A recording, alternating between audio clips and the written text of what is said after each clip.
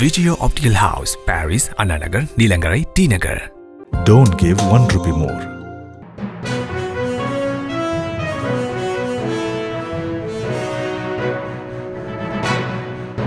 தேர்தல் திருவிழா தொடங்கிடுச்சு. பிரச்சாரம் களை கட்டிகிட்டு இருக்கு. எல்லா கட்சியும் அதன் கூட்டணிகளும் ஒவ்வொரு தொகுதியாக தெருவாக சென்று வாக்குகளை சேகரிக்கின்றதை நாம் பார்க்கிறோம். முக்கியமாக தலைவர்கள் பேச வரும் பொழுது பெரிய அளவில் கூட்டம் கூடுது. அது எல்லா தலைவர்களுக்குமே கூடுது. இந்த கட்சி அந்த கட்சின்னு இல்லாமல் எல்லா கட்சிக்கும் கூட்டம் கூடுது. அதுவும் இப்போ கோடை காலம், மொட்டை வெயில், மட்ட மதியானத்தில் எப்படா இவ்வளோ கூட்டம் வருது அப்படின்னு எல்லாருக்குமே ஆச்சரியமாக இருக்குது. ஒரு சில நேரத்தில் கூட்டம் இல்லாமல் போயிட்டுனா கூட அடுத்த பாயிண்ட்லேயாவது கூட்டத்தை சேர்த்துடணும் அப்படின்னு மிகப்பெரிய அளவில் வேலையெல்லாம் நடக்குது. ஆனால் இவ்வளவு கூட்டம் கூடினாலும் கூட்டம் கூடுறதெல்லாம் ஓட்டாக மாறுமா அப்படிங்கிற கேள்வி தலைவர்கள்ட்டையும் இருக்குது, தொண்டர்கள்ட்டையும் இருக்குது, என் மக்கள்கிட்டையும் அந்த கேள்வி இருக்குது. எவ்வளோ கூட்டம் கூடுது, ஆனால் ஏன் ஜெயிக்கலை, ஏன் அது ஓட்டாக மாறலை அப்படின்னு எல்லாருமே ஒருத்தவங்க பேசிக்கிறாங்க. அது கட்சிக்காரங்களும் பேசிக்கிறாங்க, பொதுமக்களும் பேசிக்கிறாங்க. நேற்று அந்த தலைவர் வந்தார், எவ்வளோ பெரிய கூட்டம், அந்த திடலே நிறைஞ்சு போச்சு, அந்த மைதானமே முழுமையாக நிறைஞ்சிருந்தது, அதை தாண்டி கூட்டம் வழிஞ்சிக்கிட்டு இருந்துச்சு அப்படின்லாம் சொல்லுவாங்க. அப்புறம் எலெக்ஷன் முடிஞ்சு ரிசல்ட்டை பார்க்கும் பொழுது, என்னப்பா அவ்வளோ கூட்டம் கூடுச்சு, ஒன்றும் ஜெயிக்கலையே அப்படிங்கிறாங்க. இது என்ன காரணம்?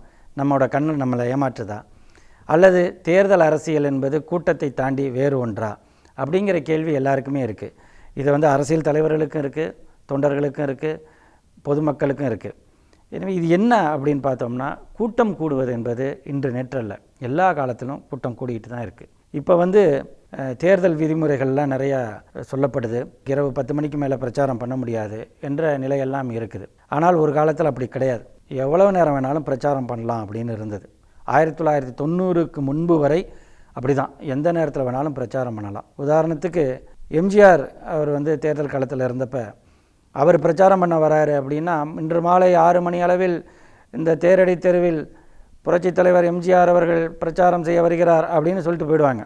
நம்ம 6 மணிக்கு வராருன்னு 5:30 மணிக்கு போய் நின்னோம்னா 6 மணிக்கு வர மாட்டார், 10 மணிக்கு வர மாட்டார், 12 மணிக்கு வர மாட்டார், 1.5 நாள் கழித்து வந்ததெல்லாம் இருக்குது. எனவே அப்படி தேர்தல் பிரச்சாரம் வழி நெடுக அவங்க மக்களை சந்திச்சுக்கிட்டு அப்படி வரக்கூடியது. அதே மாதிரி தான் கலைஞருடைய பிரச்சாரமும் அப்படியே கூட்டமாக ஊருக்கும் திரளுவாங்க அந்த பேச்சை கேட்பதற்கு. அண்ணா அவர்களுக்கு, பெருந்தலைவர் காமராஜர் அவர்களுக்கு அப்படின்னு நிறையா அப்படி கூட்டங்களோடு இருந்தது இருக்குது. ஏன் இந்திரா காந்தி அவர்கள் தேசிய தலைவராக இருந்தாலும், அவர் பிரதமர் பதவியில் இருந்த போதும் சரி, பிரதமராக இல்லாத பொழுதும் சரி, அவர் தமிழ்நாட்டுக்கு வருகிறார் என்றால் ஒரு பெரிய கூட்டம் கூடும். அப்படியெல்லாம் கூட்டம் கூடும். ஆனால் அப்பொழுதும் தேர்தலில் யாரோ ஒருத்தங்க தான் ஜெயித்தாங்க. ஒரு பக்கம் ஜெயிச்சது, ஒரு பக்கம் தோற்றுது. எல்லாருக்கும் கூட்டம் கூடுது, ஏன் ஜெயிக்க முடியல அப்படின்னா, நாம் பார்க்கின்ற கூட்டத்தை விட பல மடங்கு வாக்காளர்கள் எண்ணிக்கை இருக்கிறது என்பதை நாம் கணக்கிட தவறிவிடுகிறோம். இன்றைக்கி பார்த்துக்கிட்டிங்கன்னா ஒரு நாடாளுமன்ற தேர்தலில் 12 லட்சத்திலும் 14 லட்சம் வாக்காளர்கள் வரை இருக்கிறாங்க. அப்படிப்பட்ட வாக்காளர்கள் இருக்கக்கூடிய இடத்துல ஒரு தலைவர் பேசுகிறாருன்னா, அந்த தலைவர் பேசக்கூடிய இடத்துல இருக்கிற மைதானத்தில் எவ்வளோ பேர் திரண்டிருப்பாங்க? அந்த 12 லட்சம் பேரில். அதுதான் கவனத்தில் நம்ம கொள்ள வேண்டியது. அவ்வளோ பெரிய மைதானத்தில் முன்னெல்லாம் போலீஸ்காரங்க ஒரு கணக்கு சொல்லுவாங்க. ஆளுங்கட்சியாக இருந்தாலும் எதிர்கட்சியாக இருந்தாலும் கூட்டம் எப்படி சேர்ந்தது அப்படின்னு ரிப்போர்ட் அவங்க கொடுக்கணும். அதுக்கு அவங்க வச்சுருந்த ஒரு கணக்கு என்பது ரொம்ப எளிமையான கணக்கு. ஒரு பெரிய மைதானம் இருக்கிறது என்றால், அல்லது ஒரு பொதுக்கூட்டம் வழக்கமாக நடைபெறக்கூடிய ஒரு தெரு என்று முக்கியமான தெரு இருக்கிறது என்றால், அதில் அந்த பரப்பளவு எவ்வளவு அப்படின்னு பார்ப்பாங்க. அதன்படி 1 ஸ்கொயர் ஃபீட், ஒரு சதுர அடிக்கு ஒரு ஆள். ஏன்னா நின்றுக்கிட்டு அப்போல்லாம் கூட்டம் கேட்பாங்க, எல்லோரும் நெருக்கி அடித்து அப்படி முன்னாடி மூண்டிக்கிட்டு அப்படி கேட்பாங்க. அப்போ ஒரு சதுர அடிக்கு ஒரு ஆள் அப்படிங்கிறது தான் அவங்களுடைய கணக்கு. அதன்படி பார்த்தால் அந்த தெரு அல்லது அந்த திடல் எவ்வளவு பேரை கொள்ளும் அந்த பார்த்து அது நிறைஞ்சிருந்தால் இத்தனை மக்கள் வந்திருக்காங்க, அப்போ 20,000 சதுரடி 20,000 பேர் வந்திருக்காங்க, அல்லது 25,000 சதுரடி அவ்வளோ பேர் வந்திருக்காங்க, அதையும் தாண்டி வழிஞ்சுது, அந்த மைதானத்தை தாண்டி இன்னொரு மைதான அளவுக்கு இருக்குன்னா அது 50,000 பேர் வந்திருக்காங்க அப்படின்னு ஒரு ரிப்போர்ட்டை கொடுப்பாங்க. இப்போ அந்த எண்ணிக்கை என்ன ஆயிடுச்சுன்னா, இப்போ எல்லா கூட்டத்துக்கும் சேர் போட்டாச்சு. சேர் இல்லாமல் கூட்டமே கிடையாது. மக்கள் இல்லைன்னா கூட காலி சேர் இருந்தே ஆகணும் அப்படின்னு இன்றைக்கி ஒரு கூட்டத்துக்கு ஒரு நியதி வந்துடுச்சு. அப்போ சேர்களை போடும் பொழுது முன்ன 1 ஸ்கொயர் ஃபீட்டுக்கு ஒரு ஆள்னு இருந்தால் இப்போ 4 ஸ்கொயர் ஃபீட் அல்லது 5 ஸ்கொயர் ஃபீட்டுக்கு ஒரு ஆள். அப்போ மொத்த மைதானத்தை பார்த்திங்கன்னா முன்பு இருந்ததில் 4/1 பங்கு கூட்டம் தான் இப்போ காட்டுறாங்க. ஆனால் வாக்காளர் எண்ணிக்கை பெருகிடுச்சு. முன்பு இருந்ததை விட 4 மடங்கு வாக்காளர் எண்ணிக்கை பெருகிடுச்சு. ஆனால் அதே மைதானத்தில் முன்பு இருந்ததை விட 1/4 பங்கு கூட்டத்தை தான் இங்கே கூட்டினாலே அது நிறைஞ்ச மைதானமாக ஆகிடும். அப்படி ஒரு மாபெரும் பொதுக்கூட்டம். அப்போ இப்போ கேமராலாம் வேறு வந்துருச்சு. அது இப்படி அப்படி அலைபாஞ்சு காட்டும் பொழுது உங்களுக்கு மாபெரும் மக்கள் கடல் இங்கே இருக்குது அப்படின்னு தலைவர்கள் முதல்ல நம்பிடுறாங்க. ஆனால் முன்பு இருந்த கூட்டத்தில் 1/4 பங்கு கூட்டம் தான் இருக்குது. வாக்காளர்கள் இதை விட பல மடங்கு இருக்காங்க.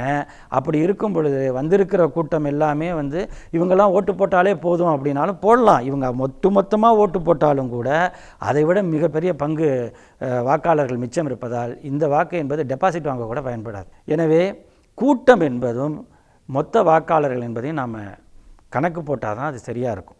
அதை கணக்கிடாமல் இருக்கின்ற கூட்டம் நமக்கு போதும் அப்படின்னோ அல்லது இதுவே தான் அந்த தொகுதியோட மொத்த எண்ணிக்கை அப்படின்னு நினைக்கிறதோ, அது மாதிரி நினைக்கும் பொழுது தான் என்ன ஆகிடுதுன்னா இந்த தவறான கணக்கு தேர்தல் முடிவு வரும்பொழுது இவ்வளோ பேர் கூட்டத்துக்கு வந்தாங்களே அவங்களாம் ஓட்டு போடலையா அப்படிங்கிற மாதிரி ஒரு விரக்தியை அல்லது வெறுப்பை உண்டாக்குகிறது. அந்த தோல்வியின் மனப்பான்மை அப்படி உண்டாக்கிடுது. இல்லை என்னன்னா இந்த கூட்டத்துக்கு ஆள் சேர்க்கிறதே இப்போ ஒரு கலை. அது எல்லாருக்குமே தெரியும். ஒரு கூட்டம் சேர்க்கணும்னா முன்பு போல் தொண்டர்கள் ஆர்வமாக வரதெல்லாம் ரொம்ப குறைஞ்சி போச்சு. ஏன்னா இன்றைக்கி முன்ன ஒரு தலைவர் பேசுகிறாருன்னா அவர் ஏதோ அந்த தேர்தல் நேரத்தில் அங்கே பேசும்பொழுது தான் அந்த பேச்சை கேட்க முடியும். அதில் தான் அவங்க எதிர்க்கட்சி மீது அவங்க வைக்கக்கூடிய விமர்சனம் அல்லது ஆளுங்கட்சி மீது வைக்கக்கூடிய விமர்சனம், அவர்களுடைய பேச்சாற்றல், அந்த தனி பாணி இதெல்லாம் கேட்க முடியும். இன்றைக்கி அதெல்லாம் இல்லை. காலையில் நம்ம எழுந்ததுமே முதல் வேலை நம்மளோட கை எங்கே போகுது? ப்ரஷ்ஷை எடுக்குதா? இல்லை, செல்ஃபோனை தான் எடுக்குது. அப்போ நம்ம அதை ஓப்பன் பண்ணி உடனே வாட்ஸ்அப்பில் என்ன வந்திருக்குன்னு பார்க்குறோம். எல்லோரும் பேசுனதும் வந்திருக்கு. அதை தாண்டி அது மீம்ஸோடையும் வந்துடுது. அவங்க பேசுனதுக்கு கவுண்டர் அட்டாக்கோடு வந்துடுது. எனவே இன்றைக்கி தேடி போய் பார்க்குறதுக்கு அவங்களுக்கு ஆர்வம் இல்லை. அது மட்டும் இல்லை, நேரமும் இல்லை. இப்போ ஏன்னா எல்லாருக்குமே அவங்களுக்கான வேலைகள்லாம் இருக்குது. முன்பு ஒரு விவசாய வேலை பார்த்தாங்கன்னா மாலை நேரத்துக்கு பிறகு இதை பார்க்கலான்னு நினைப்பாங்க. இப்போ மாலை நேரத்தில் சீரியல் பார்க்குறதே நமக்கு மிக முக்கியமான வேலையாக இருக்குது. அதனால் பொதுக்கூட்டத்துக்கு வர்றது, பகல் நேரத்தில் வர்றது அப்படிங்கிறதுக்கெலாம் ஆளை சேர்க்க வேண்டியிருக்கு. அப்படி சேர்க்கும் பொழுது அதற்குன்னு நீங்கள் செலவு பண்ண தான் வேணும். வாகன வசதி இருக்கணும், அப்புறம் ஆள் தலைக்கு இவ்வளவுன்னு கொடுக்கணும், அப்புறம் பகல் நேரமாக இருந்ததுன்னா தண்ணி பாட்டில் கொடுக்கணும். நான் தண்ணி பாட்டில் தான் சொல்கிறேன். தண்ணி பாட்டில் கொடுக்கணும், அதுக்கப்புறம் பிரியாணி கொடுக்கணும், கூட்டம் முடிஞ்சதும் பசிக்கும் அது கொடுக்கணும், அல்லது அவரவர்கள் வசதிக்கு ஏற்ப உள்ளதெல்லாம் கொடுக்கணும். எனவே இப்படி இவ்வளவும் செலவு பண்ணி ஒரு கூட்டத்தை கூட்டும் பொழுது அப்படி கூட்டுகின்ற கூட்டம் கூட முன்பு ஒரு மைதானத்தில் இருந்த கூட்டத்தில் 1/4 பங்கு தான் இருக்கும். அது வாக்காளர்கள் எண்ணிக்கையில் மிக சொற்பமானது. 5% கூட அது வராது.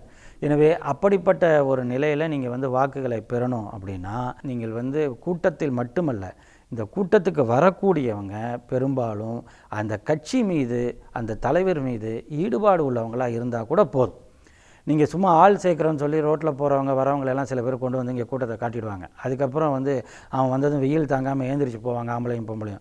உடனே இப்போ என்ன நடக்குதுன்னா, இல்லை தலைவர் பேசி முடிக்கிற வரைக்கும் நிற்கணும்னு சொல்லிட்டு மனித சங்கிலி மாதிரி கையை கோத்துக்கிட்டு எல்லோரும் அந்த கட்சி நிர்வாகிகள்லாம் நின்றுக்கிறாங்க.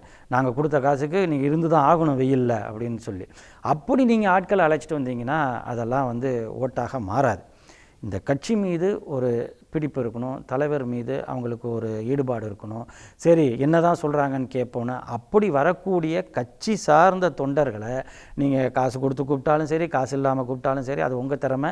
ஆனால் அழைச்சிட்டு உட்கார வச்ச பிறகு அவங்க அந்த பேச்சை கேட்டு இப்போ நாம் என்ன பண்ணணும் இந்த கட்சிக்காக, கட்சியோட தலைவர் இவ்வளோ சொல்லிட்டு போகிறாரு, நட்சத்திர பேச்சாளர் இவ்வளோ பேசுகிறாரு, அல்லது வேட்பாளர் இவ்வளோ கருத்துக்களை சொல்கிறாரு, இதை நாம் எப்படி மக்கள்கிட்ட கொண்டு போகிறதுன்னு அந்த தொண்டர்கள் அந்த பொதுக்கூட்டத்தை தாண்டின பிறகு வீதி வீதியாக சென்று வீடு வீடாக சென்று வாக்கு சேகரித்தால்தான், அந்த வாக்கு சேகரிக்கின்ற முறை என்பது மக்களை போய் ஈர்த்தால்தான் அது வாக்குகளாக மாறும்.